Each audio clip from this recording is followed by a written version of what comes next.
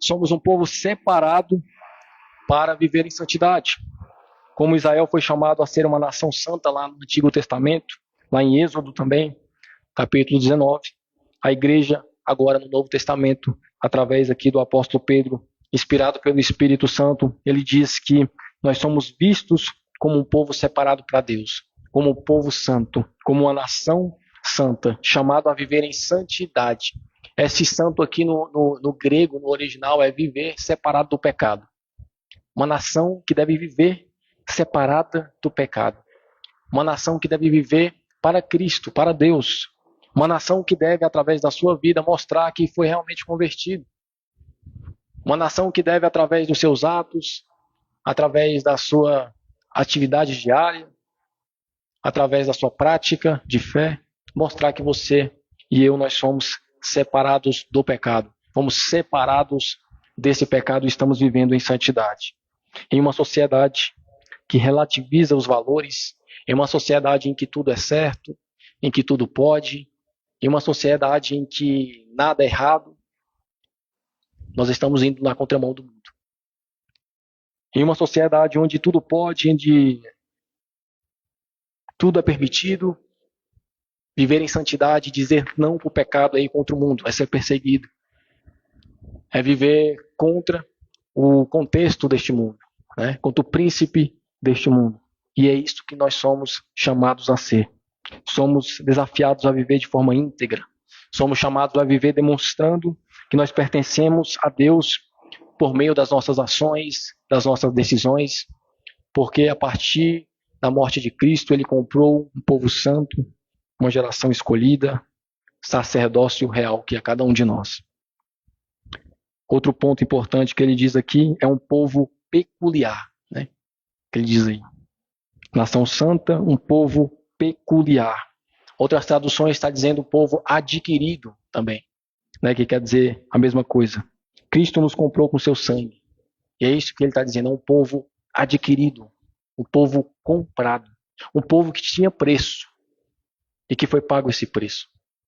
Então, quando você se converte, quando você passa a ser cristão, você tem que entender que você foi comprado por um alto preço e que você tem que fazer jus, você tem responsabilidade de viver como alguém que pertence ao seu Senhor, que é Cristo Jesus. Nós deixamos de ser servos do pecado e passamos a ser servos de Cristo. E a partir do momento que nós somos servos de Cristo, nós somos livres. Nós somos um povo adquirido para viver em liberdade em Cristo Jesus. Isso torna a propriedade preciosa. Quando Cristo morre através da sua cruz e sofre daquela maneira, ela mostra que aquele povo ele é precioso para Cristo. É um povo precioso para Deus. É um povo em que Deus nos amou antes mesmo de nós amarmos a Deus. É o que a Bíblia diz. Ele nos amou antes de todas as coisas. Então perceba, quando diz que é um povo adquirido, quando diz que é um povo peculiar, o apóstolo Pedro está trazendo aqui para mim e para você a ideia de que nós somos um povo precioso para Deus. Nós fomos comprados de forma preciosa pelo sangue de Cristo para Deus. Saber que nós pertencemos a Deus, irmãos, deve moldar como nós vivemos, deve moldar como nós pensamos, deve moldar como nós devemos tomar as nossas decisões, as nossas escolhas. Saber que nós somos um povo peculiar, adquirido por Cristo, deve ser o fundamento das nossas decisões, o fundamento das práticas que nós fazemos no dia a dia. Deve nos lembrar de que nós somos testemunhas da sua graça. Deve lembrar que nós somos adquiridos para sermos um povo precioso, alguém que deve ser colocado, como Cristo diz, num lugar alto, no monte, para iluminar, para que as outras pessoas vejam e glorifiquem a Deus. É isso que nós precisamos entender. Isso nada mais é do que ser testemunho, ter bom testemunho, ser testemunho de vida cristã de verdade. Nós, no dia a dia, deve trazer para nós um agir como embaixador de Cristo em nossas famílias, embaixador de Cristo no trabalho, embaixador de Cristo na comunidade, ou seja, alguém que representa Jesus. Alguém que as pessoas olham e falam, aquele homem ali serve a Cristo. Alguém que é procurado quando se trata de algum problema espiritual, alguém como exemplo de cristão. É isso que deve trazer para nós, na nossa mente, esse povo peculiar, um povo especial, um povo adquirido, um povo precioso para Deus. E aqui, o apóstolo Pedro ele traz um propósito, né? Quando ele diz para quê. Esse para quê aqui no verso, no final do verso é um propósito. Qual é o propósito de nós sermos uma geração escolhida? Qual é o propósito de nós sermos aqui um sacerdócio real, uma nação santa? Qual é o propósito de Deus nos ter feito um povo precioso? Qual é esse propósito? Ele diz para que anuncieis os louvores daquele que vos chamou das trevas para a sua maravilhosa luz. O chamado para ser povo de Deus não é apenas um privilégio, mas também uma responsabilidade. O propósito aqui é anunciar, é manifestar, é testemunhar as maravilhas de Deus, testemunhar aquilo que Deus fez por nós, nos mostrando e nos mostrando ao mundo que Ele nos transportou, que Ele nos tirou das trevas para a luz. Mostrando ao mundo o que Ele pode fazer na minha vida, Ele pode fazer na sua vida também, que está cheia de pecado. Mostrando ao mundo que como Ele transformou a minha vida, como Ele transformou o meu casamento, como Ele transformou a minha casa, como Ele transformou os meus filhos, Ele pode transformar a sua vida também, a sua casa também, os seus filhos também. Nós somos chamados a proclamar as virtudes, né? Aqui está escrito louvores, anuncieis os louvores. Uma boa tradução aqui é maravilhas ou virtudes de Deus. Como é que nós anunciamos isso? Sendo um pequeno cristão, tendo as virtudes de Cristo em nosso coração, testemunhando que nós somos cristãos de forma prática, as grandezas de Deus. Essa missão é enfatizada em Mateus, capítulo 5, o pastor Rafael já trouxe, onde Jesus nos ensina que nós devemos brilhar para que outras pessoas glorifiquem a Deus, que as pessoas vejam a nossa vida e glorifiquem a Deus. É a mesma coisa aqui. A mesma coisa. Para que anuncieis os louvores daquele que vos chamou das trevas para a sua maravilhosa luz. Anunciar que as virtudes de Deus vai implicar viver de forma que reflita o caráter de Deus. Anunciar as virtudes de Cristo é a mesma coisa que viver de forma que você mostre o caráter de Cristo em você. As nossas palavras, nossas ações devem sempre apontar para a luz que nós fomos transformados. Deve sempre apontar para a nossa transformação. As nossas decisões diárias, os nossos atos, as nossas ações devem sempre mostrar a luz que nós estamos agora. Que possa mostrar o contraste do que nós éramos nas trevas e do que nós somos agora. É isso que é glorificar a Deus. É mostrar o seu testemunho de vida naquilo que você era e como você foi transformado agora. As nossas palavras elas devem apontar para a luz de Cristo, em um mundo marcado pelas trevas. As nossas ações devem mostrar a luz de Deus, em um mundo onde há trevas, onde há escuridão, onde há erros. As nossas ações devem apontar para a palavra, que é um guia, que é a lâmpada para os nossos pés, né? Num mundo onde há tantas verdades, né? Onde a verdade é subjetiva, nós precisamos ser luz. Nós precisamos mostrar que somos luz, que fomos transformados por luz. Isso inclui compartilhar o evangelho, ser exemplo de amor, ter compaixão. Isso inclui tudo isso que nós já falamos aqui. Então, para nós concluirmos, essa passagem de 1 Pedro 2,9, nos lembra que nós somos em Cristo e porque existimos como seu povo. Em Cristo nós somos isso. Nação santa, geração escolhida, sacerdócio real e um povo peculiar, um povo precioso. Em Cristo nós somos isso. Nos lembra que nós somos em Cristo. Em Cristo nós somos isso. E essa pequena passagem nos lembra também porque existimos como seu povo para anunciar as maravilhas, os louvores daquele que nos chamou das trevas para a luz. E é isso que nós precisamos ter em mente. O que nós somos e qual é o nosso propósito a partir do momento que nós somos filhos de Deus. Eu agradeço a oportunidade e convido o grupo de louvor.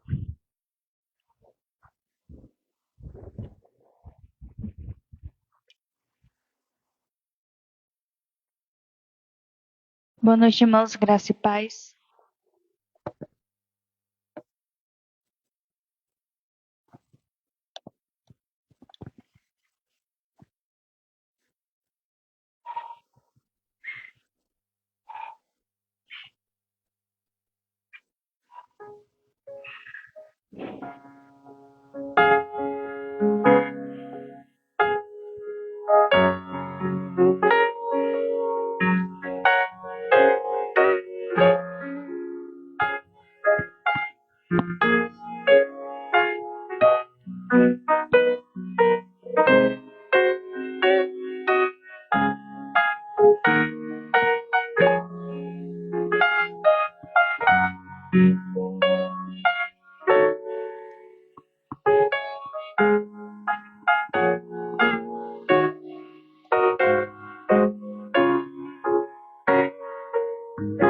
Deus enviou seu Filho amado pra perdoar, pra me salvar. Na cruz morreu por meus pecados, mas ressurgiu e vivo com o Pai está, porque Ele vive, posso crer no amanhã, porque Ele vive, temor não há, mas eu bem sei que a minha vida está nas mãos do meu Jesus, que vive está. E quando enfim chega a hora em que a morte enfrentarei, Senhor, então terei vitória e dei a glória ao meu Jesus, que vive está, porque Ele vive, posso crer no amanhã, porque Ele vive, temor não há, mas eu bem sei que a minha vida está nas mãos do meu Jesus, que vive está. Agradecemos a oportunidade.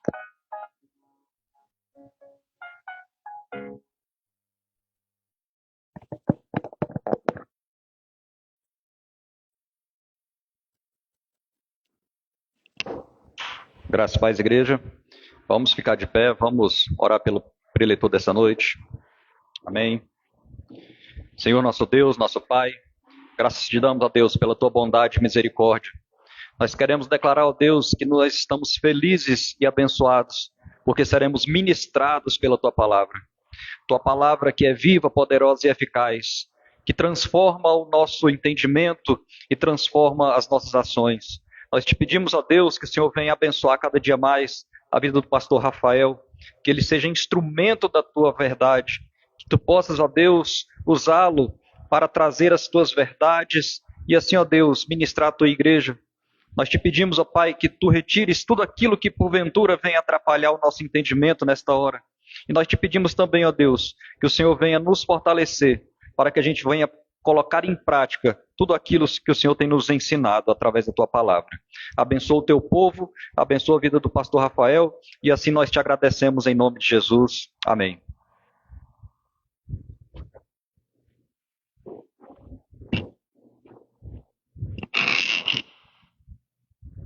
Amém, irmãos.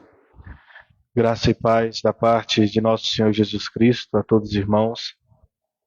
É um prazer grandioso sempre estar diante do povo de Deus, da igreja, nosso Senhor Jesus Cristo, né, cultuando a Ele, louvando a Ele em espírito e em verdade, que é a nossa função, né, que é o nosso privilégio estarmos aqui juntamente, em espírito e em verdade, glorificando o nosso Deus. E desde já eu quero agradecer a vida e a presença de cada um dos irmãos que estão aqui conosco, agradecer aos que estão também nos vendo e posteriormente irão também nos ver através das redes sociais. Vamos dar, irmão, continuidade aos nossos sermões, né, que estamos aí na carta do apóstolo Paulo aos Coríntios, a primeira carta do apóstolo Paulo aos Coríntios. Então, sem demora, eu gostaria de pedir aos irmãos que abram as vossas Bíblias na primeira carta do apóstolo Paulo aos Coríntios, no capítulo 1. E hoje nós finalizaremos o capítulo 1, lendo dos versos 26 ao 31. Carta do apóstolo Paulo aos Coríntios, no seu capítulo 1,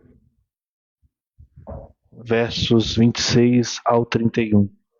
Lembrar que a versão que geralmente utilizamos é a versão King James, né? O pastor Marconel acabou de trazer, uma versão um pouco mais tradicional, mas vocês, independente da versão que tiverem, vão conseguir acompanhar tranquilamente. Na versão da King James, o versículo 26 diz assim: Porque vedes o vossos chamados, irmãos, que não são muitos os homens sábios segundo a carne, nem muitos os poderosos, nem muitos os nobres que são chamados. Mas Deus escolheu as coisas loucas deste mundo para confundir os sábios. E Deus escolheu as fracas deste mundo para confundir as que são poderosas.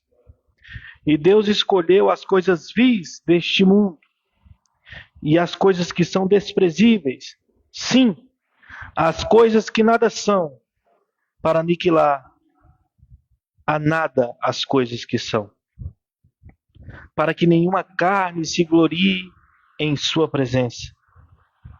Mas vós sois dele em Cristo Jesus, o qual por parte de Deus nos foi feito sabedoria e justiça e santificação e redenção, para que, como está escrito, aquele que se gloria, glorie-se no Senhor. Amém, irmãos? Glória a Deus. Eu creio que os irmãos, a grande maioria dos irmãos já ouviram essas palavras, já viram essa mensagem, já ouviu pregações nesse texto, sermões a respeito, né, desse texto de Deus, até hinos, né? Existem hinos muito famosos a respeito desse texto, né? Que Deus escolheu as coisas loucas desse mundo para confundir as sábias. Mas interessante, irmãos, é que nós estamos em uma série de estudos, sermões nessa carta, e hoje nós vamos ter a oportunidade de entender o que Paulo está falando aqui no seu contexto literal, né? E a quem está escrito e por que está escrito. Como já é sabido dos irmãos, né, esta carta ela foi escrita em um contexto que a igreja de Coríntios ela está sofrendo alguns problemas, problemas esses teológicos, né, problemas esses de doutrina, problemas esses de divisões, e nós vimos que algumas pregações anteriores que Paulo vai utilizar dos capítulos 1 ao capítulo 4, claro que tirando ali a sua apresentação da carta, para sanar o principal, quando eu digo principal, eu digo que foi o que ele mais utilizou capítulos para narrar, né, problema da igreja de Coríntios. Primeiro, né, nós sabemos que ela passou por vários, nós vimos que ela passou por vários, sabemos que ela está enfrentando problemas sérios doutrinários, problemas sérios de crenças erradas que estão sendo disseminadas dentro dessa igreja, como uma falsa crença sobre a ressurreição ou a não ressurreição, né, a falsa crença sobre os dons espirituais, o não concebimento sobre o casamento, problemas dentro da igreja sobre pessoas se ajuntando, uma sogra juntando com seu, né, com seu enteado ali, né, o enteado juntando, perdão, com a sua madrasta, perdão, né, e outros problemas durante a ceia do Senhor, mas Paulo utiliza dos capítulos 1 ao capítulo 4 para narrar e tentar mostrar a realidade de um dos problemas fundamentais da igreja de Corinto, que era a divisão. Né? Nós sabemos que ela estava sofrendo um processo de divisão, por mais que estava se reunia no mesmo lugar, por mais que os cultos eram celebrados no mesmo local, dentro da igreja eram possíveis de se distinguir grupos, pessoas que não criam de uma mesma forma e estavam ali numa espécie de uma igreja subdividida, né? Esse era o ponto. E Paulo, ele vem em uma série de sermões, uma série de argumentos, assim eu posso dizer, mostrando que divisão nada mais é do que obra do mal, obra do maligno, obra do inimigo. Porque o reino de Deus, o povo de Cristo, ele é uno em Cristo Jesus. Nós somos co-herdeiros em Cristo Jesus. Né? Então não tem como ser divididos. O próprio Cristo diz que um reino dividido não subsiste. Então essa divisão não provinha da influência, do aprisco do Espírito Santo, mas sim obra do inimigo, e inclusive de tradições que vinha dessa própria igreja, né? Que vinha desse próprio povo. Nós vimos que o primeiro argumento, nós estudamos aí do versículo 18 ao versículo 25, foi que Paulo mostrou que a sabedoria do mundo não se equipara à sabedoria de Deus, aonde ele colocou que a loucura de Deus é muito maior do que a sabedoria do homem, trazendo ali uma espécie, né, de superlativo, sabendo nós que Deus não é louco em maneira alguma, mas mostrando que a sabedoria do homem não é nada diante de um Deus perfeito. Né? E ele utilizou dos versículos 18 ao 25 como argumento de mostrar que sabedoria do homem não é nada. Por quê, irmãos? Por que Paulo fez isso? Os irmãos já sabem. O povo de Corinto, o povo desta igreja, ele é um povo que estava arraigado com as tradições da própria cultura, que é o quê?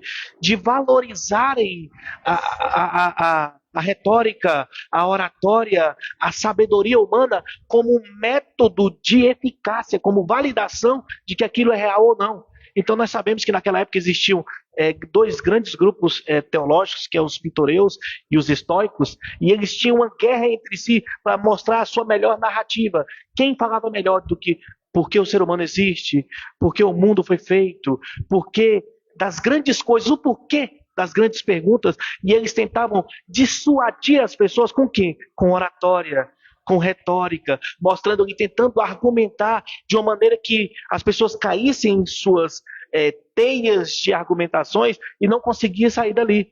E como que o povo da igreja de Cristo estava entendendo aí? O que eles vieram? Eles se converteram, eles ouviram o evangelho, mas essas tradições ainda estavam muito intrínsecas dentro de si, ao ponto de eles quererem comparar a igreja de Cristo com a filosofia grega, com a filosofia romana. Então o que eles fizeram?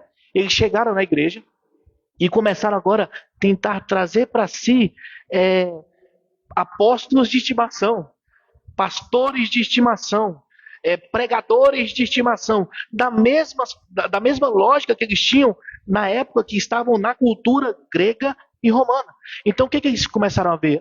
Olha, os irmãos já sabem, olha, eu sou de Apolo, porque Apolo fala melhor. Eu sou de Pedro, de Cefas, porque Cefas fala melhor. Eu sou de Paulo, não foi Paulo que fundou a igreja. E outros ainda de uma classe mais específica disseram, não, eu sou de Cristo. Essa classe mais específica nós vamos deixar para falar um pouco mais na frente, né, sobre esses que diziam ser de Cristo. E hoje nós vamos focar nessa divisão entre Paulo, Pedro e o próprio Apolo. né? Então veja bem, com esses argumentos de Paulo, quando ele usa a sabedoria, mostrando que a sabedoria de Deus ela é superlativa, ela é infinitamente maior e não se compara ao dos homens, é mostrando que sabedoria humana alguma poderia ser comparada à de Deus, ao ponto de que a divisão não fazia sentido. Porque todos os apóstolos, todos os pregadores, todos aqueles que pregavam o evangelho, eles pregavam no poder de uma sabedoria única que vinha de Deus. Eles não usavam a sabedoria própria que vem de si, por mais que estudavam, por mais que se aprofundavam, mas o poder do evangelho está pautado, está fundamentado na sabedoria que vem de Deus. A certeza da salvação, a certeza do chamado, a certeza de que Deus é soberano e de que nada foge das suas mãos, está na sabedoria de Deus e não do homem. E aí Paulo entra agora no seu segundo argumento. Veja aí, versículo 26. Olha o que ele diz aí, né? E na versão King James está: irmãos, vede o vosso chamado. Em outras versões vai estar escrito: irmãos, reparai, pois, na vossa vocação. O que Paulo está querendo dizer por isso? Paulo está chamando agora os irmãos da igreja de Corinto a olhar para si. Como assim, pastor? Paulo está falando assim: irmãos, vocês estão buscando teólogos perfeitos, oradores perfeitos, pregadores perfeitos, com a oratória perfeita, com a retórica perfeita, mas olhem para vocês. É o que Paulo está dizendo. Quem são vocês? Simplesmente ele está falando assim: irmãos de Coríntios, vocês estão sentados aí, olhem entre si e vejam quem são vocês, de onde vieram, como foram chamados e por quem foram chamados. É simples assim. Ele pegou a arma que os coríntios usavam para direcionar e escolher os seus preferidos e virou para os próprios coríntios e falou assim: olha, essa arma que vocês estão utilizando eu vou virar para vocês agora. Vocês não estão tentando escolher os melhores? Vou voltar para vocês agora. Quem são vocês? Como Deus chamou cada um de vocês? Quem eram vocês? Qual foi a mensagem que trouxe vocês até aqui? Quem foi o pregador que trouxe vocês aqui? Por que a divisão? Então vamos lá. Vocês acham que para ser cristão verdadeiro tem que ser perfeito em oratória, perfeito em retórica, perfeito em argumento e ser sábio na sua alta sabedoria própria? E vocês então quem são? Como é que vocês são cristãos? É o que ele está dizendo. Como vocês são cristãos? Veja aí, ó. Porque vedes o vosso chamado, irmãos. Vede vocês. Se fosse assim, vocês não eram para estar sentados na cadeira de membresia. Se para ser cristão precisa ter uma boa retórica, uma boa oratória, uma boa argumentação, ter sabedoria humana, vocês eram para estar longe da igreja. É simplesmente o que Paulo está falando. Como é que você sabe disso, pastor? Veja aí, abra comigo. Capítulo 6, vamos ler do verso 9 em diante, rapidinho. O contexto, depois nós vamos entender o contexto do capítulo 6, mas é só para os irmãos entenderem quem eram os coríntios. Leia aí os versículos, a partir do versículo 9 comigo, capítulo 6, verso 9. Olha o que ele diz aí. Não sabeis que os injustos não herdarão o reino de Deus? Não vos enganeis, nem fornicadores, nem idólatras, nem adúlteros, nem afeminados, nem abusadores de si mesmo, como do sexo masculino, nem os ladrões, nem os cobiçosos, nem os bêbados, nem os difamadores, nem os extorquidores herdarão o reino de Deus. Ao menos alguns de vós têm sido isso. Leia, irmãos. Ao menos alguns de vós foram isso. Mas fostes lavados, fostes santificados, fostes justificados no nome do Senhor. Paulo só está pegando, irmãos, Os coríntios que eram fornicadores, ladrões, presunçosos, extorquidores, caluniadores, afeminados, assassinos. Ele virou assim e falou assim: peraí, vocês estão usando uma métrica para escolher os seus líderes que vocês não têm base alguma para usar, porque vocês não fazem parte dessa métrica. Se Deus usasse da sua soberania para escolher estes que vocês acham que são, vocês não faziam parte da igreja, porque vocês eram o quê? Afeminados, adúlteros, abusadores, extorquidores. Veja o que Paulo está dizendo. Ele está chamando o povo de Corinto para olhar. Olha para vocês agora. Olhem para a sua própria vocação. E ele diz, olha, versículo 26. Porque não são muitos os homens chamados sábios segundo a carne, nem muitos os poderosos, nem muitos os nobres são chamados. Agora Paulo pega. Ele primeiro chamou os coríntios para olhar para a própria vocação, né? O que é a própria vocação, pastor? O chamado. Quem Deus chamou. Ele fala assim, olha, vocês foram chamados, vocês são a igreja de Cristo. Olhem para o chamado de vocês. Vocês eram isso e agora são isso aqui agora. E aí Paulo pega 3 classes do que era mais admirado pelos coríntios naquela época. Que são o quê? Sábios segundo a própria carne, poderosos e nobres. Sábios segundo a vossa carne, irmão, são referência aos filósofos, aos oradores, aqueles que eram admirados pela cultura greco-romana sobre a filosofia, sobre os pensadores da época, né? Então, o que Cristo está dizendo aqui? Veja bem, o que Paulo está dizendo através do Espírito Santo de Deus? Ele está dizendo o seguinte, olha, vocês admiram isto, sábios segundo a própria carne, né? Nobres, poderosos, mas não foi isso que foi chamado. Veja bem, vamos lá. A igreja era formada por uma membresia de pessoas. E nesta membresia de pessoas, em sua grande e esmagadora maioria, eram de pessoas comuns. Eram de pessoas comuns, lavradores, agricultores, construtores. Eram pessoas comuns. Isso não quer dizer que não existia dentro da igreja, de Corinto principalmente, pessoas que eram nobres, pessoas que eram políticos, pessoas que eram sábios. Não quer dizer que não tinham dentro da igreja. Mas veja, o que Paulo está dizendo é que não é uma regra, é mais uma exceção. Porque a grande maioria esmagadora eram pessoas comuns. Então Paulo diz, olha, o chamado de Deus, na sua grande maioria, não foram para essas pessoas. E aqui nós temos que separar do chamado universal para o chamado eficaz. Os irmãos se lembram, que a gente já falou sobre isso, que existe um chamado ao qual todos nós temos que fazer. Porque eu e você não tem consciência, não tem como saber de quem são salvos e quem não é. Isso é um ponto. Então, a nossa função como igreja, a função de Paulo como pregador, foi pregar. Então, Paulo pregou por 1 ano e meio em Corinto.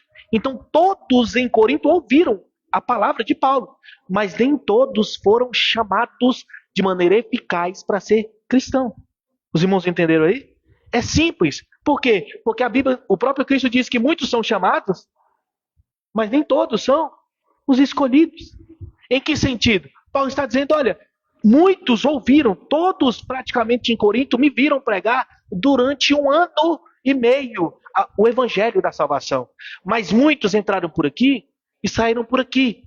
Vocês estão na igreja, vocês vieram com o chamado eficaz, uma transformação que é só o Espírito Santo que faz. A função de Paulo, de Pedro, de Apolo é de pregar de maneira universal, de trazer o evangelho como eu e você tem que fazer, pregar o evangelho, para as pessoas ouvirem a palavra de Deus. Como ouvirão se não tem pregadores? Não é o que a palavra diz? Como ouvirão se não tem quem prega? Então, nossa função é pregar, mas não quer dizer porque eu e você prega que todos que ouviram nós pregarmos vão crer. Entenderam aí? E Paulo está dizendo aqui, olha, o chamado não foram para todos. E muito comumente, na sua grande maioria esmagadora, eram para pessoas comuns. Porque a admiração dos coríntios naquele momento eram de pessoas sábias segundo a própria carne, de pessoas nobres e de pessoas, como diz o texto aqui, poderosas, que eram pessoas que eram governantes, né? Então veja, os sábios segundo a própria carne, as pessoas que eram tidas como os filósofos, como os oradores, os poderosos, quem eram? Os governantes influentes, os nobres eram aqueles que eram nascidos ricos de maneira financeira. Então veja, a admiração por estes não era um método que Deus usava para chamar. A religião greco-romana tinham estes em alta conta. E o próprio Paulo diz que Cristo não usa o método humano para a escolha de salvação. É o que Paulo está dizendo aqui. Então ele diz, olha, se vocês utilizam esse método, olhem para si. Olhem para a vocação de vocês. Olhem de onde vocês foram chamados. Olhem de onde vocês foram tirados. Quem vocês eram. Qual foi a mensagem que vos arrebatou? Quem foi o pregador? Veja, Paulo está dizendo o seguinte, o evangelho é loucura. A cruz é loucura para o mundo. Nós ouvimos isso do versículo 18 ao 25. A sabedoria de Deus é loucura para o mundo, por quê? Porque a pregação do evangelho é pregar que Cristo, um homem que veio no mundo, que era filho de Deus e era próprio Deus, foi crucificado em favor de muitos. Essa pregação para os estoicos, para os pitoreus, eles eram loucura. Por quê? Como que um homem crucificado é grandiosidade para um povo? E Paulo está dizendo, olha para a vocação de vocês. Como vocês conseguem linkar a sabedoria humana, o poder humano, a nobreza humana com a mensagem do evangelho? Está errado. Está errado porque não é assim que Deus utiliza. Deus não utiliza dos métodos de poder financeiro, de poder de influência e nem de poder de sabedoria para nada. A salvação vem de Deus, por Deus e para Deus. Independe de todas as formas do homem. Eu sei, irmãos, que eu e você muitas das vezes já ouvimos que eu e você ajuda Deus a nos salvar. Que nós concorremos com a salvação de Deus. Em que sentido? Que é como se fosse assim, é como se que o plano salvífico de Deus fosse assim, Deus fez tudo, colocou numa tela e colocou o botão play. E aí a função sua é apertar o play. Porque se você não apertar o play, aquilo nada mais vale para você. É como se fosse isso. Eu sei que a pregação é essa. É como se a salvação de Deus em Cristo Jesus dependesse de você ir lá e receber com as suas próprias mãos e com as suas próprias forças e com a sua própria sabedoria e trazer para si e valer para você. Porque senão não valeria. É como se Deus fosse um espectador da sua ação. E Paulo está dizendo o quê? Que não. Os coríntios estavam mortos em suas concupiscências. Eles estavam mortos em seus pecados e delitos. Eram toda sorte de pecadores. Como eu e você, irmão. Como eu e você. E Deus, através da sua mensagem, que é loucura para o mundo, foi lá usando um pregador que era judeu e também gentil, e que se abdicou de toda a sua sabedoria e pregou sem argumento e oratória nenhuma. Utilizando apenas o evangelho, trouxe essas pessoas para Deus. E é o que Paulo está dizendo. Olhe para a sua própria vocação. Essa argumentação de divisão que vocês estão tendo não tem lógica alguma. Porque vocês estão utilizando uma argumentação que nem vocês mesmos fazem parte. Que o evangelho de Cristo não tem nada a ver. Cristo não utiliza desses meios. Então ele diz, olha, vocês estão utilizando dos sábios, dos poderosos e dos nobres. Aí ele diz, esses não são chamados. Veja, irmãos, lembre-se bem disso. Aqui de maneira nenhuma Paulo está utilizando de que nenhum sábio seria salvo, nenhum poderoso seria salvo e nenhum nobre seria salvo. Veja bem, a gente não pode confundir as coisas, né? O que Paulo está dizendo é que a mentalidade daquele povo era que a salvação vinha por isso. E não era disso que era ser salvo. Dentro da igreja de Corinto, existia inclusive, lá em, se eu não me engano, em Atos ou em Romanos, não me lembro, Paulo vai dizer que se hospedou na casa de um dos tesoureiros de Corinto. né? Se eu não me engano é em Atos capítulo 19, né? Que se hospedou em a casa de um tesoureiro, ou é Atos de Romanos, irmão, desculpe, de Corinto. Então existia dentro da igreja de Corinto um nobre, sim, mas ele está usando esse método de falar, de equiparação, para mostrar que a salvação não vem da nobreza, não vem do poder, e não vem da sabedoria humana. Entendem, irmãos? Aí ele diz, olha, porque vedes o vosso chamado, irmãos, que não são muitos os homens, sábios segundo a carne, nem muitos os poderosos, nem muitos os nobres são chamados, está vendo? Muitos, não são muitos chamados. A grande maioria são pessoas comuns. E ele vai agora utilizar 3 categorias que contrapõem o que ele utilizou anteriormente. Ele diz, olha, mas Deus escolheu as coisas loucas deste mundo para confundir as sábias. Então, o primeiro argumento de Paulo aqui agora ele pega os sábios segundo a carne e utiliza o que Deus escolheu, que são as coisas loucas, para confundir quem? As sábias. E o que é louco? Veja bem, o louco aqui não é a palavra utilizada para a pessoa que tem problema mental. Não é isso aqui. As coisas loucas aqui, uma tradução mais literal possível, é o quê? São as pessoas que não tinham formalidade. Eram as pessoas comuns, as pessoas que não tinham educação formal, as pessoas que não tinham como se equiparar a quem tinha oportunidade de estudo, por exemplo. As pessoas que não tinham como combater de forma retórica e oratória os sábios que existiam naquela época. Vocês estão entendendo? As pessoas comuns. A gente sabe que existiam as classes filosóficas que ficavam combatendo entre si, mas existiam as pessoas comuns que ficavam ali no meio daquilo, tentando se vincular a quem eles achavam que fazia mais sentido. E Paulo está usando justamente essas pessoas.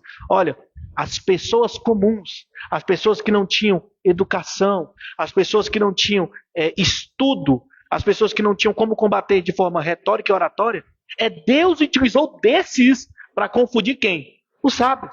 E de quem Paulo está falando? Dos próprios coríntios. Veja, vocês estão sentados na cadeira, vocês eram estrupadores, vocês eram efeminados, vocês eram de toda sorte de pecadores. Não são sábios que estão sentados, mas são vocês. E Deus utiliza desse método para confundir, para botar na cabeça deles que é loucura. Os sábios. Os irmãos estão entendendo? Estão compreendendo a forma que Deus usa? Veja, Paulo não está dizendo aqui de maneira nenhuma, irmãos, que nós devemos abandonar o estudo, que nós não devemos nos aprofundar na palavra de Deus, irmãos, se você tem a oportunidade de crescer na graça e no conhecimento de Cristo, estudando a palavra, fazer um curso de teologia, de buscar a palavra de Deus, cresça no conhecimento. Mas o que Paulo está utilizando é que isso não aquece o coração de Deus no sentido de te salvar ou não. Não é este método que Deus usa para salvar você ou não. Deus não vai salvar pastor Rafael que fez faculdade de teologia porque ele fez faculdade de teologia.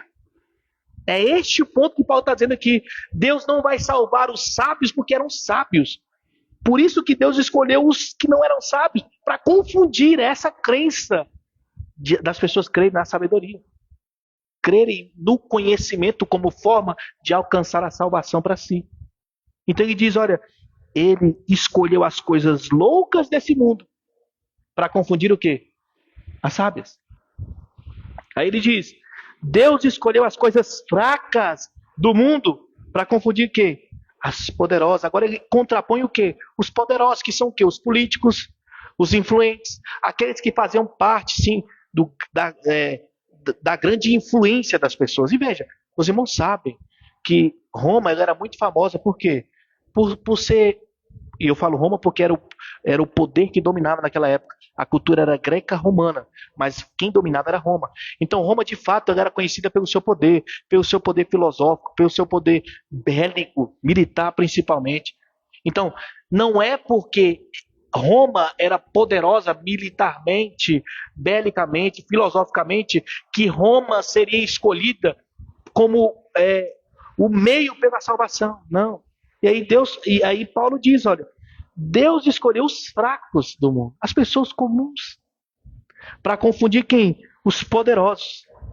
E veja, irmãos, tudo no intuito de mostrar que a salvação não vem por meio da sabedoria, não vem por meio da influência, do poder. E aí ele utiliza no próximo versículo 28. E Deus escolheu as coisas vis deste mundo, as coisas que são desprezíveis, sim, as coisas que nada são, para aniquilar a nada as coisas que são. E o que ele está dizendo com isso? Agora ele está utilizando o terceiro argumento, que foi: primeiro foi sábio, segundo a própria carne, depois foram os poderosos e agora foram os nobres. Os irmãos sabem, irmãos, de que desde que o mundo é mundo, as pessoas amam mais o dinheiro do que o próprio Deus. E quando eu digo as pessoas, eu digo em sua esmagadora maioria, porque nós sabemos que aqueles que creem de fato verdadeiramente, sem colocar o dinheiro em primeiro lugar, são poucos, são a igreja visível, invisível de Deus mesmo. Aqueles que Deus chama e muda mesmo, de fato, o coração. E aí Paulo utiliza desse versículo 28, quando ele coloca que Deus escolheu as coisas vis, desprezíveis e que nada são, ele está colocando em contraponto aos nobres. Por quê? Porque era assim que eles eram considerados, irmãos.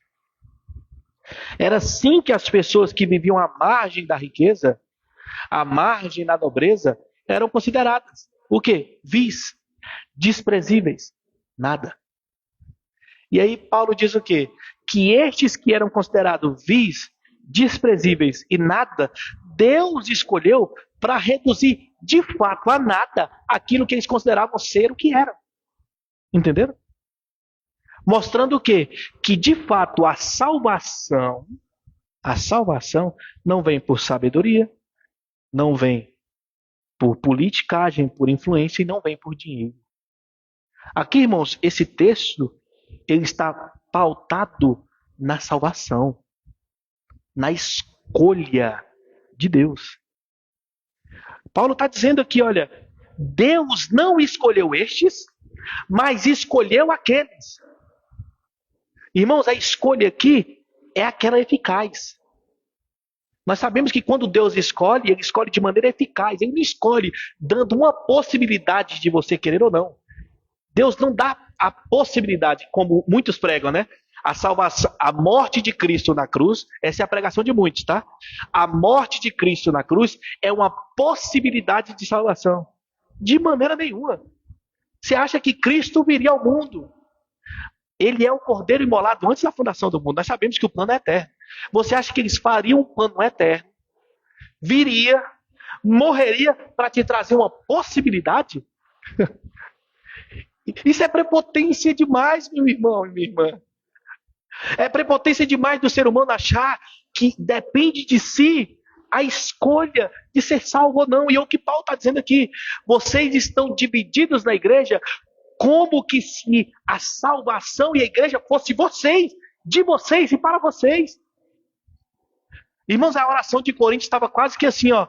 Eu me agradeço por me salvar verdadeiramente pela minha própria escolha. Era quase que eles estavam fazendo isso. E é quase que o que acontece no mundo hoje.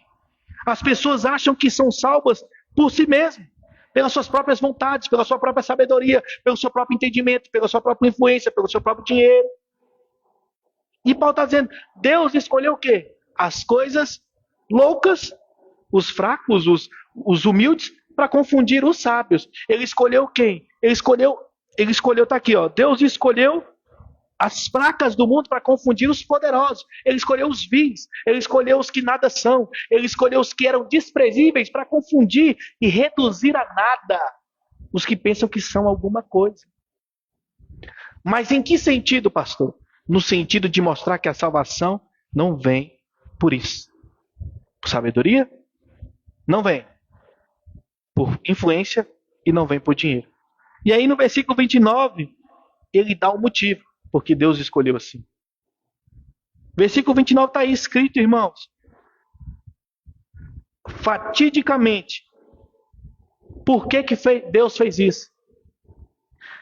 para que nenhuma carne se glorie em sua presença. Em outras traduções, para que ninguém se vanglorie na presença de Deus. Simples assim, irmãos. O pastor Marco Anel trouxe agora há pouco 1 Pedro, aonde ele mostrou o texto que Pedro vai trazer, capítulo 2, versículo 9, sobre a escolha de Deus, sobre a eleição de Deus. O texto fala, por mais que nós não vamos nos aprofundar sobre a doutrina da eleição aqui, porque não é este o foco hoje no culto, nós estamos pregando em 1 Coríntios, mas o texto de 1 Coríntios, capítulo 1, versículo 26 ao 31, é única, pura e exclusivamente eleição de Deus para a salvação. Mostrando que a igreja de Corinto estava se dividindo de maneira errada, de maneira inconsequente, guiada pelo inimigo. Por quê? Porque não tinham entendido quem escolhe, por que escolhe e para que escolhe. Eles estavam pensando que o cristianismo ele era como se fosse uma derivação da cultura greco-romana que eles viviam anteriormente. Que era por meio de oratória, que era por meio de poder político, que era por meio de financeiro. E Paulo está dizendo, nada disso vale para a escolha de Deus. Por quê? Porque para Deus ninguém pode se vangloriar. Deus não divide, irmãos, a sua glória com ninguém. A glória é única e exclusivamente de Deus. A salvação que eu e você compartilha, que nós fazemos parte desse povo eleito, nação santa, sacerdócio real, povo de Deus, não é por nosso mérito. É o que Paulo está dizendo aqui. Vocês estão se dividindo, Coríntios, buscando méritos na divisão. E eu digo a vocês, através do Espírito Santo, não existe mérito na igreja de Deus. A igreja de Cristo não existe mérito em si mesmo. O mérito está em Cristo.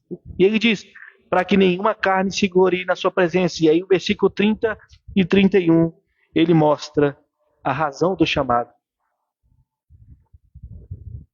Versículo 30 e 31, Paulo mostra a razão do chamado. E este foi o tema que eu escolhi. Quem Deus escolhe para chamar para Ele. O tema da pregação é justamente nessa noite. Quem Deus escolhe para chamar para si. E quem é, irmãos, que Deus escolhe? Quem Ele quer. Ele não escolhe, como diz algumas teologias, com a sua onisciência, ele viu no futuro quem tinha um mérito, quem fez uma obra melhor. Essa é a teologia, né, que muitos pregam, que com a sua onisciência prévia, ele viu um futuro onde as pessoas estavam fazendo as coisas boas e com base nessa visão que ele teve do futuro, ele escolheu para ser alguns. Não é isso, irmãos. A escolha de Deus é única e exclusivamente dele. Por quê? Eu não sei. Quem ele escolhe? Ele escolhe quem ele quer. Por quê? Porque ele quer. Para quê? Para a glória dele. Este é o ponto. Coríntios, olhem para a sua própria vocação. Vocês estão sentados nas cadeiras. Quem eram vocês anteriormente? Eu li o capítulo 6, versículo 9. Vocês eram extorquidores, assassinos, malfeitores, caluniadores. E hoje estão sentados na cadeira. Por quê? Porque Deus quis. Se fosse pelo mérito, se fosse pela sabedoria, se fosse pela influência política, se fosse pelo poder financeiro, os coríntios não estavam sentados na igreja. Quem estava eram os políticos, eram os filósofos, eram os ricos. Durante a história da igreja, irmãos, na sua grande maioria, foi isso que aconteceu. Deus escolheu as coisas loucas do mundo para confundir as sábias. Os fracos para confundir os fortes. Os que nada são para confundir aqueles que acham que são alguma coisa. Por quê? Porque quem coloca mérito na salvação está tentando concorrer com Cristo na salvação. E Paulo deixa bem claro no versículo 29. a fim de que ninguém se vanglorie na presença de Deus. Como assim, pastor? Para que nenhuma carne se glorie diante de sua presença. Por quê? Tá lá, irmãos, por quê? Mas vós sois dele. Dele quem? Tá, versículo 30. Em Jesus Cristo. Nós somos de quem? De Deus. Não existe, irmão, divisão na igreja de Cristo. Por quê? Porque a igreja de Cristo é uma só. O dono é um só. É ele quem escolheu, é ele quem chamou, é ele quem justificou, e é ele quem vai santificando até glorificar. É ele. Está lá em Romanos capítulo 8. É isso que acontece. Ele escolhe, ele chama, ele justifica em nome de Cristo, ele santifica durante a vida e glorifica depois. A igreja é dele. Ninguém se glorie diante de sua presença. Aí ele diz, olha, mas vós sois dele em quem? Em Cristo Jesus, está aí, ó. O qual por parte de Deus nos foi feito. Agora ele começa. Paulo começa agora a mostrar quem é Jesus, quem foi a pregação que ele pregou durante 1 ano e 8 meses, 1 ano e 6 meses, perdão. Por que ele pregou e de quem é a igreja. Ele fala, olha, vocês são dele. Dele quem? De Deus. Em quem? Em Cristo Jesus. O qual por parte de Deus foi feito o quê? Sabedoria. Então vamos lá. Eles dão valor à sabedoria, não dão? Coríntios estão dando valor à sabedoria. Quem tem que ser a sabedoria da igreja de Deus? Jesus. Jesus é a sabedoria. Jesus é a sabedoria. É Ele, irmãos, que nos dá o entendimento espiritual. É Ele, irmãos, quem transcende a sabedoria humana. Jesus Cristo é a própria sabedoria de Deus, irmãos. É por Cristo que os cristãos hoje têm a sabedoria. É por Cristo que hoje nós temos como conhecer o porquê fomos feitos, o porquê Deus fez o mundo, o porquê Deus enviou o seu Filho, o porquê de todas as coisas. Os pitoreus e os estoicos não têm essa guerra de descobrir o porquê, o porquê, o porquê. Cristo nos traz a sabedoria do porquê. Hoje, em Cristo Jesus, nós temos a revelação, claro, limitada na nossa mente humana, não é a perfeita, de o porquê das coisas, o porquê de Cristo, o porquê do mundo, o porquê que eu e você foi feito, o porquê que o mundo foi criado. Não é isso que acontece, irmãos? Eu tenho certeza que eu e você, muitas das vezes, já fomos parados com perguntas como: se Deus sabia que Adão e Eva ia pecar, por que colocou a árvore no jardim? Já foram perguntados sobre isso? Já foi perguntado algumas vezes. Se Deus sabia que existiria o pecado, por que permitiu pecar? Se Deus criou o homem e o homem ia pecar, por que ele permitiu o pecado? Se Deus sabia que ia ter calamidades, por que Deus permitiu as calamidades? Se Deus... Essas perguntas que as pessoas perguntam, e existe uma única resposta, irmãos, para tudo isso, na mente de um cristão. Todo cristão que se preze, que conhece a soberania de Deus, tem uma resposta para tudo isso. Porque ele quis. Para a glória dele. Tudo foi para a glória de Deus, irmãos. Qual é a resposta que a gente tem que dar? Por que Deus permitiu, na época de Jesus Cristo criança, que Herodes mandasse matar todas aquelas crianças e salvar Jesus? Porque ele quis, para a glória dele. Por que ele permitiu o dilúvio? Porque ele quis, para a glória dele. Por que ele permitiu que José virasse escravo, fosse ficar ali, fosse acusado pela mulher de Potifar? Porque ele quis. É essa a questão, irmão. A gente fica tentando colocar Deus em uma caixa e colocar ele como se ele fosse subordinado às nossas dúvidas e aos nossos questionamentos, como se ele devesse alguma explicação para nós. E Paulo está dizendo aqui que nenhuma carne se glorie, se vanglorie nele. Porque nós somos dele em Jesus. E é Jesus que nos traz a sabedoria de entender a mente de quem? De Deus.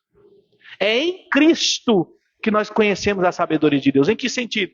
A sabedoria aqui que ele está usando, irmãos, é o plano salvífico. Quando Paulo utiliza aqui que Deus é a sabedoria, Jesus é a sabedoria de Deus, ele está dizendo do plano da salvação. Quando Deus elegeu alguns e sabia que o filho seria enviado, que enviou o seu filho, e o seu filho de próprio bom grado se entregou, esse plano é a sabedoria de Deus. Por quê? Porque ele quis, para a glória dele. Depois ele diz, o qual foi feito sabedoria, depois justiça. Qual justiça? Ele não se entregou? Agora, irmãos, eu e você, por meio da sua morte, somos declarados justos diante de Deus. E qual é o mérito que eu e você tem nisso? Como diz alguns, não, ele fez isso porque ele previu no futuro que alguns seriam bons de coração e mandou Jesus. De maneira nenhuma, irmão. Todos estávamos mortos em nossos pecados e delitos.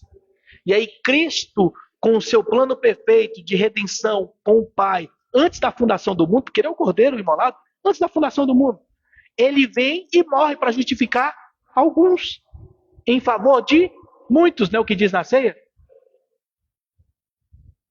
Isso é meu corpo que foi derramado em favor de muitos.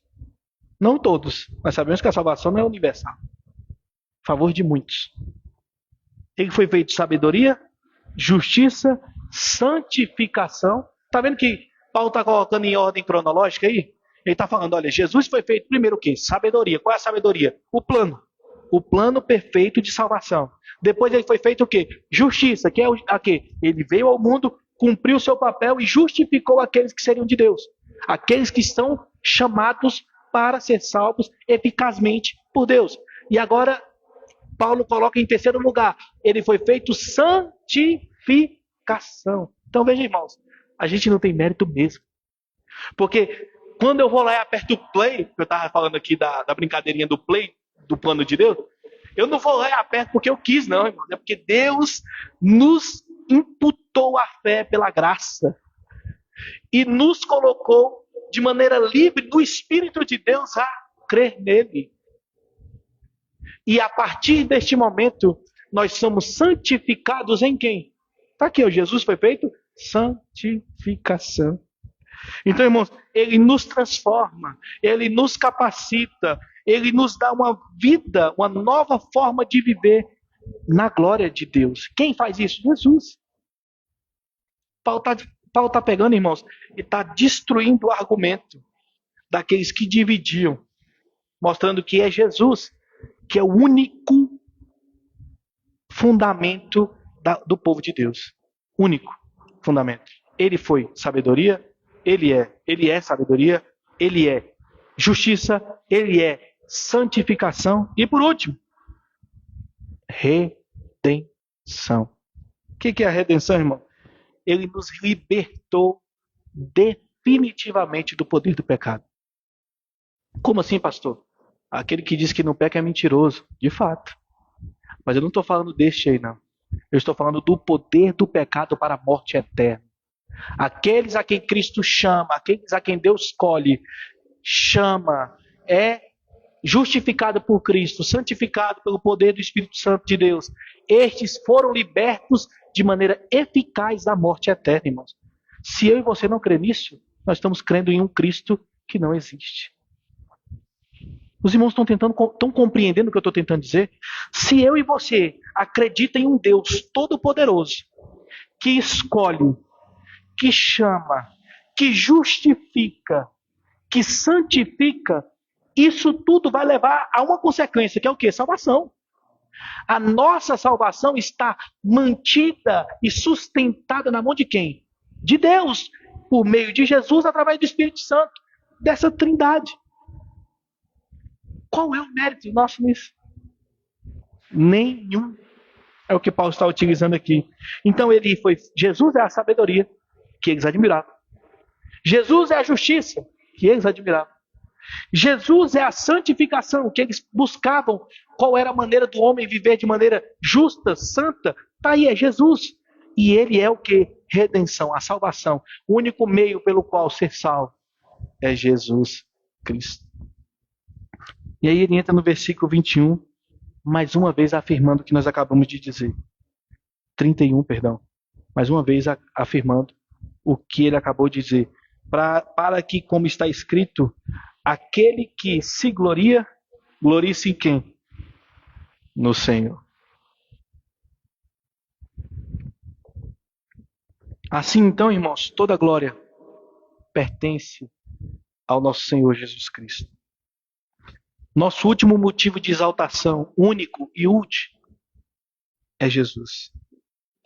Em nossas vidas, em nossas práticas, em nossos pensamentos, é Jesus Cristo. Com isso, irmãos, o que nós podemos tirar desse argumento de Paulo?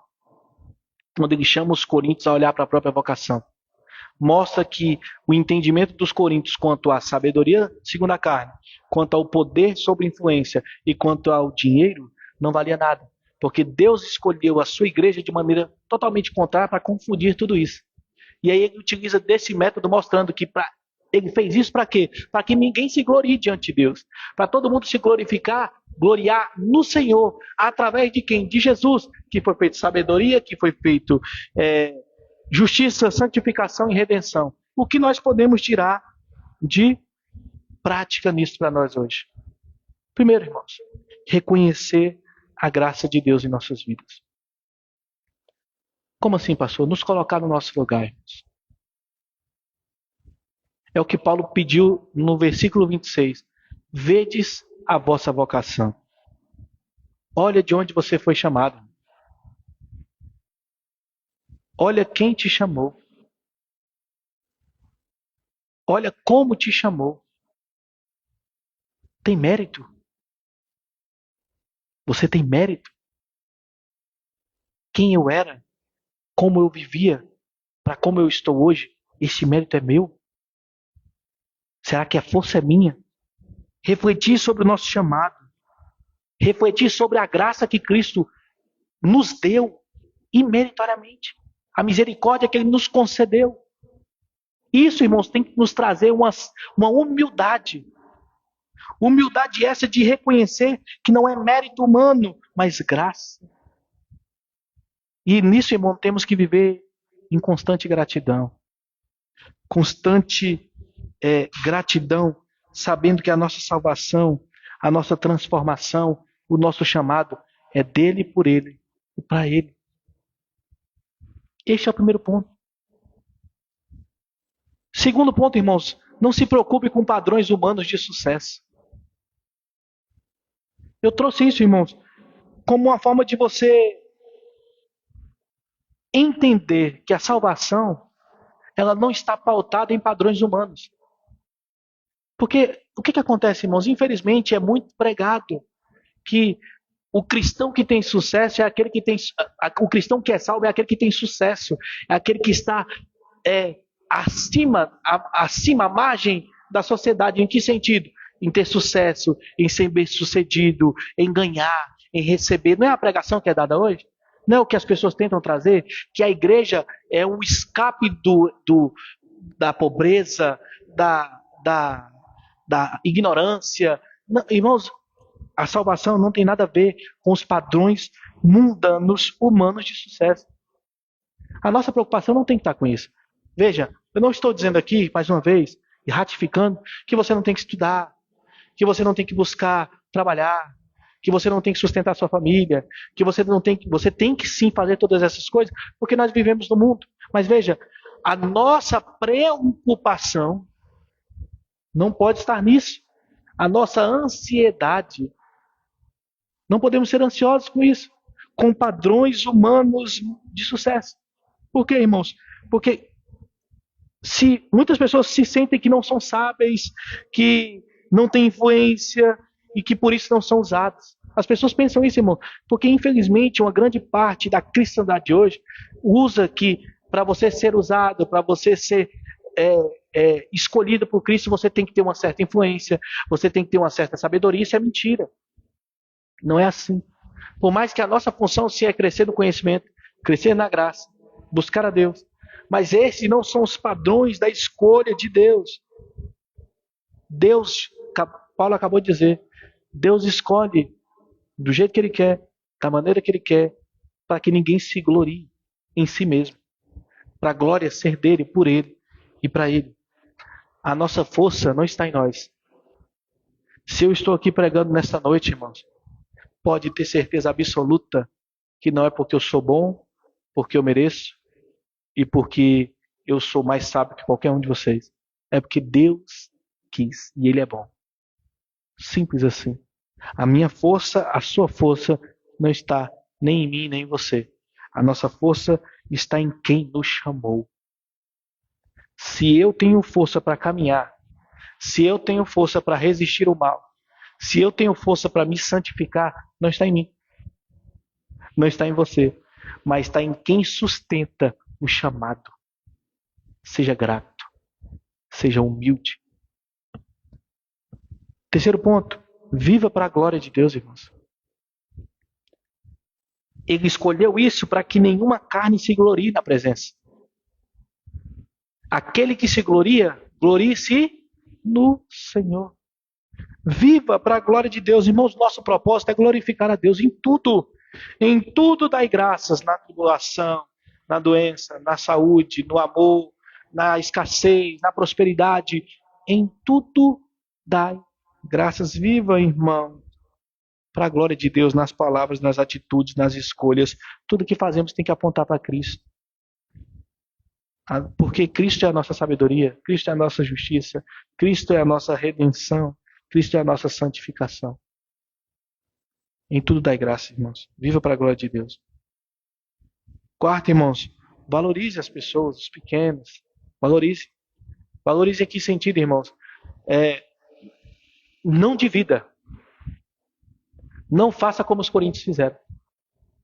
Infelizmente, é algo que tem que se pregar, irmãos. Era para não ser pregado mais, mas tem que se pregar. Porque, infelizmente, no meio da cristandade, existem divisões por conta dos pequenos e dos grandes. Pessoas que são tidas em alta conta, que são colocadas nos púlpitos, dadas as oportunidades. Por quê? Porque têm influência, porque têm dinheiro, porque para o mundo são sábias. Não faça essa divisão, irmãos. Valorize. Valorize o chamado de Deus. Por quê? Porque Ele é quem chama, Ele é quem capacita, Ele é quem santifica e Ele é quem redime. Dê valor, irmãos, dê valor em cada irmão. Ame a cada um dos irmãos, dos pequenininhos, os neófitos na fé, os novos. Ame a todos, indiscutivelmente. Não faça divisão, irmãos. Todos que foram chamados são preciosos. Todos que foram chamados fazem parte do corpo de Cristo. E tudo no corpo tem uma função. Tudo no corpo tem uma função. Então honrem todos os chamados. Todos são preciosos. Todos são instrumentos de Deus, irmãos. Amém? Eu creio que tem mais do que suficiente para essa noite, irmão. Que Deus nos abençoe. Que essa palavra fique entronizada em nossos corações e mente. Para que nós possamos aplicar. Amém? Gostaria de convidar o grupo de louvor. Deus abençoe.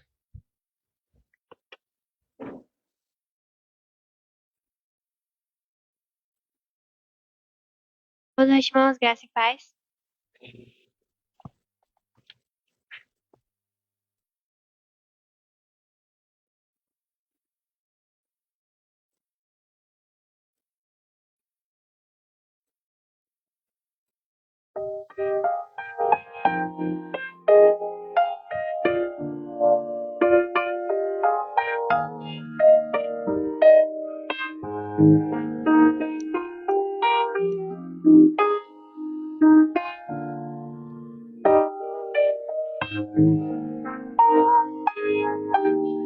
Não quero interromper o teu silêncio, ó Pai, mas é só orando que eu encontro paz. O vento da aflição quer apagar a chama da minha adoração. O mundo é um oceano, minha carne é um furacão, minha vida é um barquinho buscando direção. Descanse em minha alma e acalma a tempestade que agita o meu coração.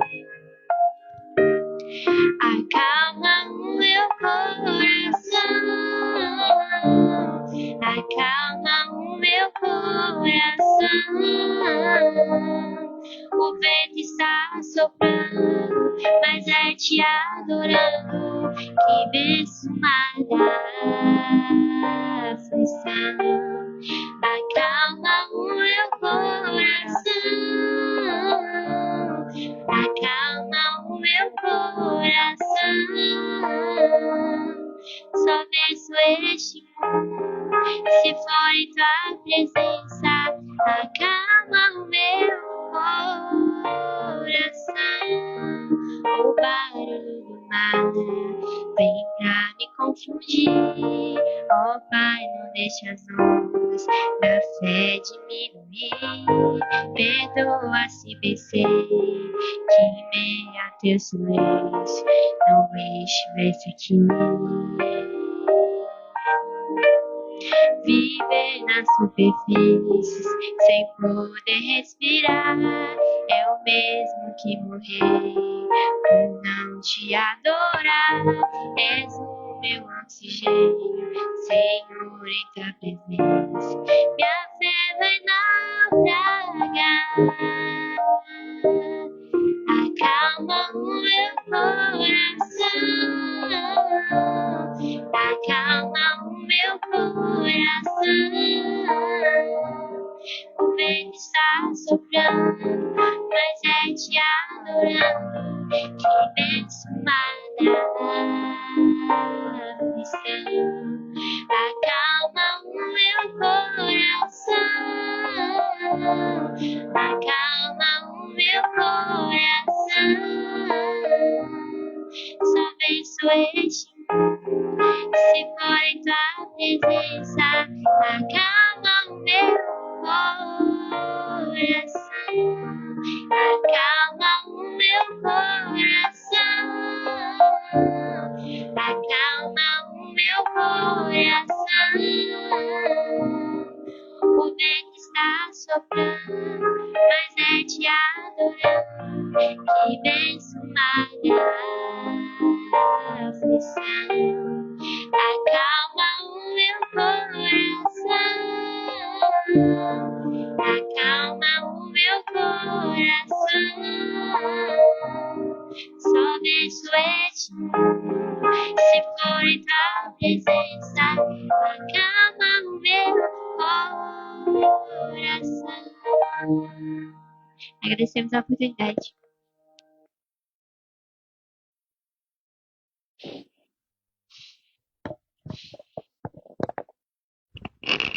Amém. Glória a Deus. Palavra abençoada para os nossos dias.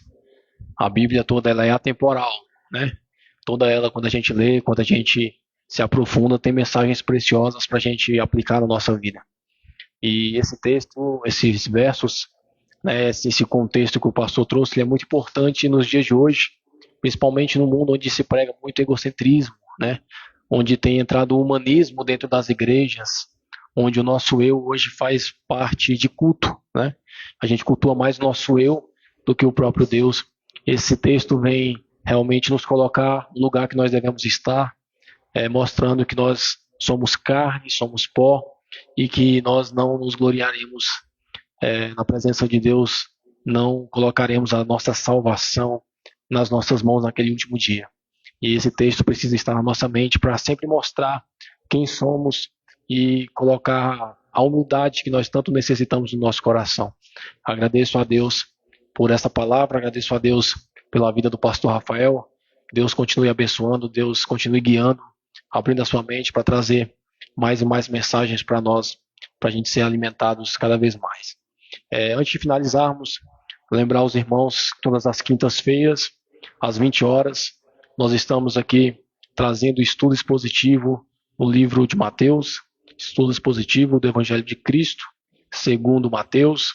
Estamos ali na parte final do livro, né? Logo, logo o pastor Rafael vai estar finalizando, e eu convido os irmãos a estarem presentes, os irmãos que puderem vir todas as quintas, às 20 horas, estaremos aqui, se assim Deus permitir. E semana que vem, né, no próximo culto, às 18 horas, convido os irmãos a estarem conosco, culto de ceia, né? Convido os irmãos a estarem conosco para agradecer, para ceiarmos juntos e glorificar o nome do nosso Senhor e Salvador Jesus Cristo. Amém? Então vamos ficar de pé, vamos finalizar, vamos orar a Deus e agradecer por esse culto maravilhoso. Querido Deus, Pai Santo, obrigado por essas palavras, obrigado por nos orientar, nos guiar em suas verdades. Obrigado, meu Pai, por ter usado o apóstolo Paulo para nos trazer essa verdade importante de que nós somos salvos mediante a sua sabedoria, que nós somos salvos mediante a sua escolha, nós somos salvos mediante o sacrifício de Cristo, e que nós entendemos que nós possamos aplicar na nossa vida a humildade de entender que não somos donos da nossa salvação, que nós não podemos ter glória própria diante de Ti, que o humanismo, o egocentrismo, que possa ficar fora de nós, possa ficar fora da igreja, possa ficar fora das doutrinas bíblicas. Nós possamos, meu Pai, aprender mais de Ti, que o Teu Espírito possa nos guiar a toda a verdade, nos fazendo entender as disciplinas, as doutrinas fundamentais da Tua Palavra. Obrigado por nos fazer compreender, nos fazer entender, que essa palavra possa ficar no nosso coração, que nós possamos aplicar durante os dias que estão surgindo, os próximos dias, as próximas semanas, durante toda a nossa vida, para nós mantermos sempre a humildade no nosso coração. Venho te agradecer, meu Pai, pela vida de cada um aqui presente, daqueles que não puderam vir, que o Senhor possa nos proteger com a Tua mão poderosa, proteger do todo mal, do mal físico, do mal espiritual, que a Tua mão poderosa esteja sobre as nossas famílias, sobre as nossas casas, sobre os nossos filhos, sobre os nossos familiares mais próximos, sobre os nossos amigos, sobre o nosso trabalho. Que o Senhor possa estar guiando, meu Pai, a nossa vida, os nossos passos. Que o Senhor possa nos proteger, nos dar força através do Teu Espírito para vencer todas as dificuldades, todos os problemas que possam surgir durante esses dias. Que a Tua paz, que excede todo o conhecimento, todo o entendimento, possa estar no nosso coração, para que nós possamos vencer todos os dias, no nome do Teu Filho Jesus Cristo. É isso que nós te agradecemos e te pedimos no nome do Senhor Jesus. Amém. Obrigado, irmãos. Graça e paz. O culto está encerrado.